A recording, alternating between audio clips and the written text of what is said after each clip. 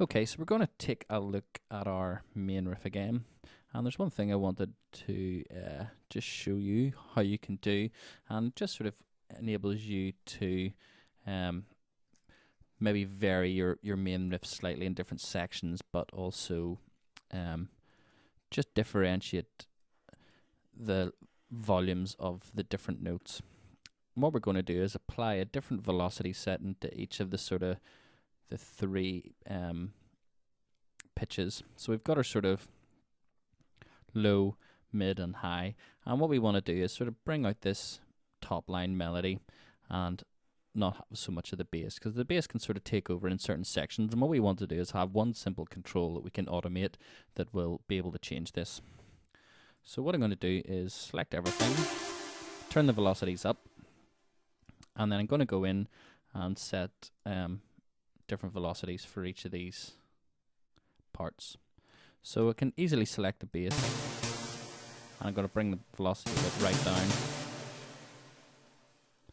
and then I'm going to select the top line or the middle line and bring it about halfway. Oh, we've got a couple selected on the top line.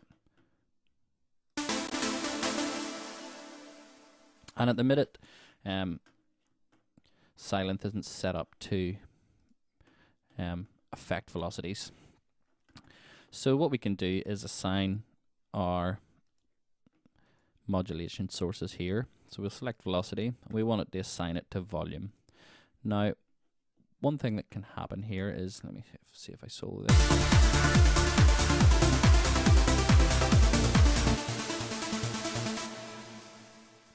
One thing that's happening now is when we turn our velocity up, is the white noise will become very loud.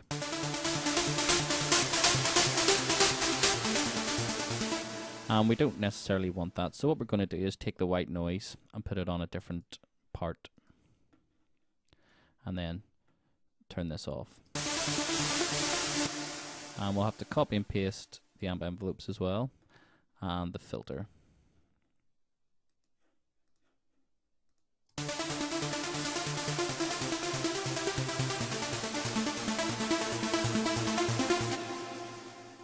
So you can sort of hear a bit there when I turn the velocity source up, that we're sort of getting higher velocities on the top notes and less on the bottom.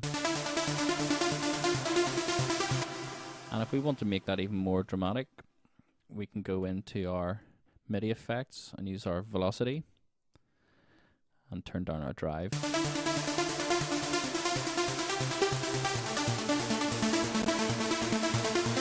And what our drive control is now doing is basically determining how much of that is happening, how much of the velocity change. So with it right up, the lower notes are still got a lot of velocity. With it right down, the lower notes have very little.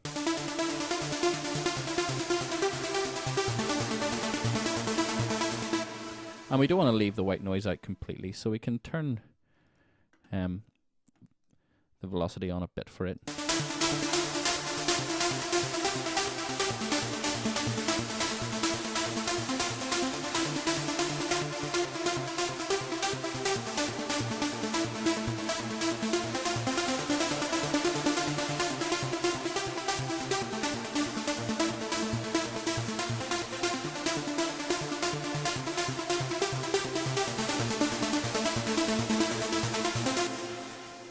So it just, again, gives us one control that we can automate in different sections to control that velocity.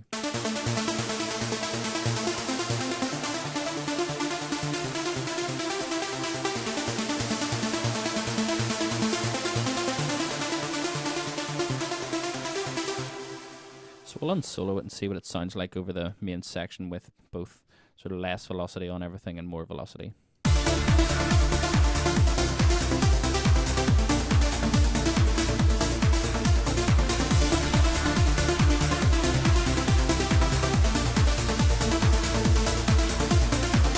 So we can kind of use this to sort of fade in and out of sort of more energetic parts of our track.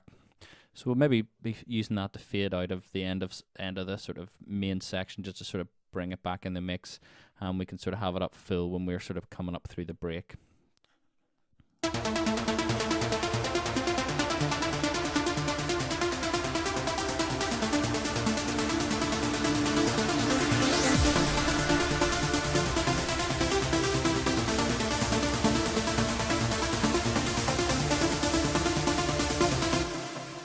And what I'll need to do then is copy this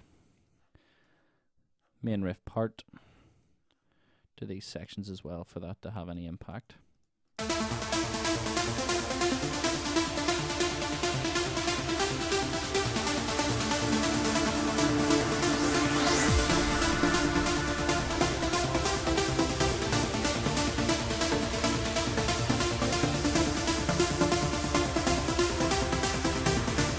And what I'll also have to do is just redo these sections because these don't have the velocity in them.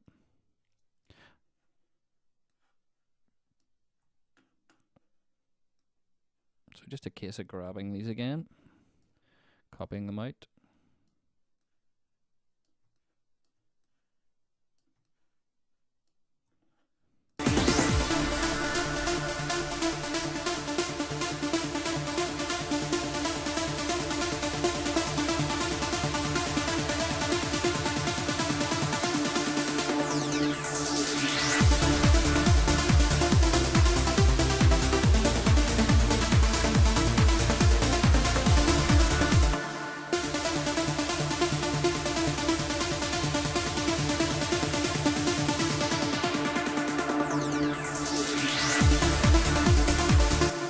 And I'm just going to add a quick filter down on the main riff as well, just at the end. And this will just, again, help us to sort of suck away from the sort of main sound and come back in.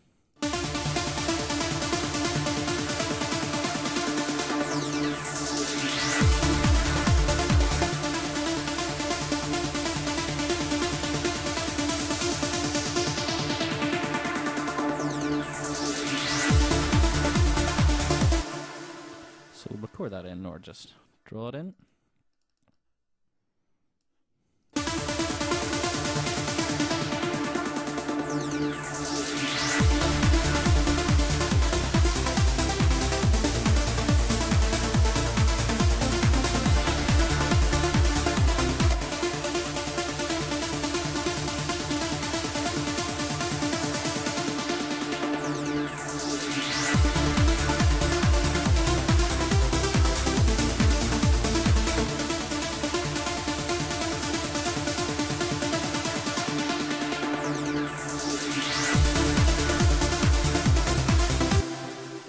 Dropping a tiny bit too low, and the other one's maybe dropping a bit too, going up a bit too high.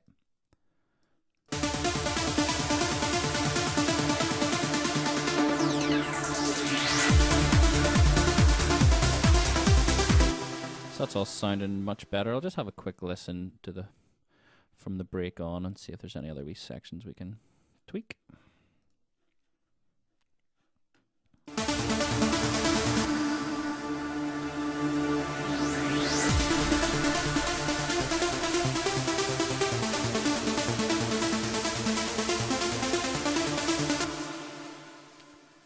And for some reason we don't have anything filtering up there, which we should. We copy the old one across, so we'll have to redo the filters.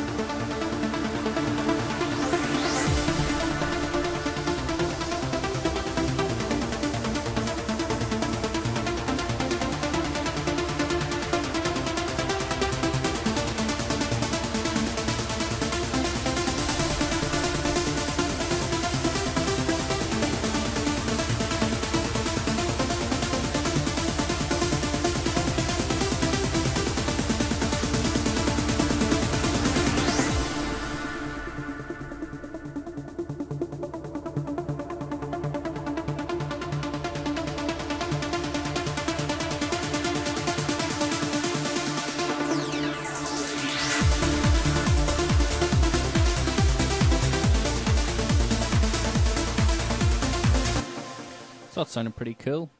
In the next video, what I want to do is just create a custom sort of big white noisy crash just coming in after the break here.